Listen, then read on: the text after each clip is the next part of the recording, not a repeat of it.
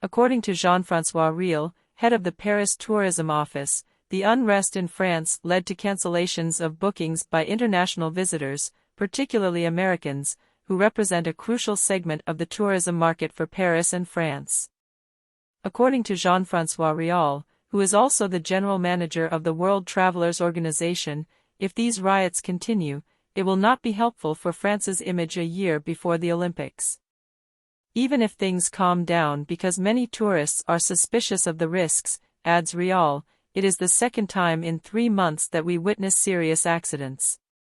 I see risks to the image of France and the summer tourist season. The situation involving the trash cans is already in progress.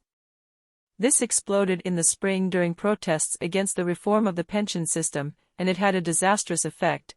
Thousands of bookings, particularly hotel reservations, were cancelled during that time. Thousands of reservations have been cancelled as a result of the violence in Paris today, Labelle continues.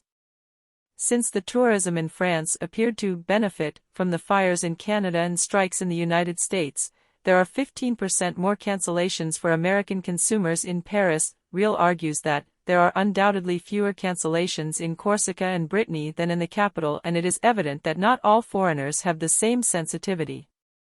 However, this does not apply to major cities like Lyon or Marseille, where the most violent riots occurred, or to Paris.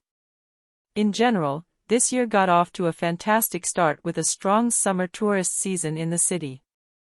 In 2005, riots caused 30% of reservations to be cancelled.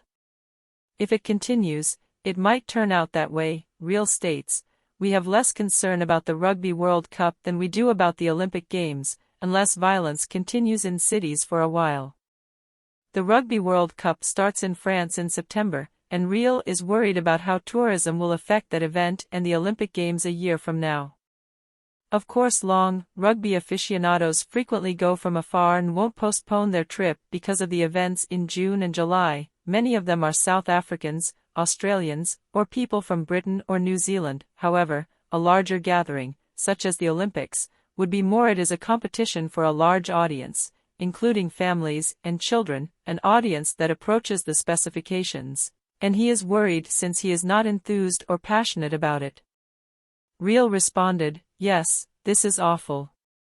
The biggest clients of Paris and France are Americans, and they have only recently returned to Europe after the COVID issue.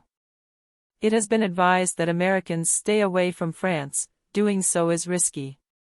Customers in America are scared by incidents like these, too." Applies to Japanese people. They have always been the clients who are most concerned about security. Americans frequently have less knowledge than other people and have confusion.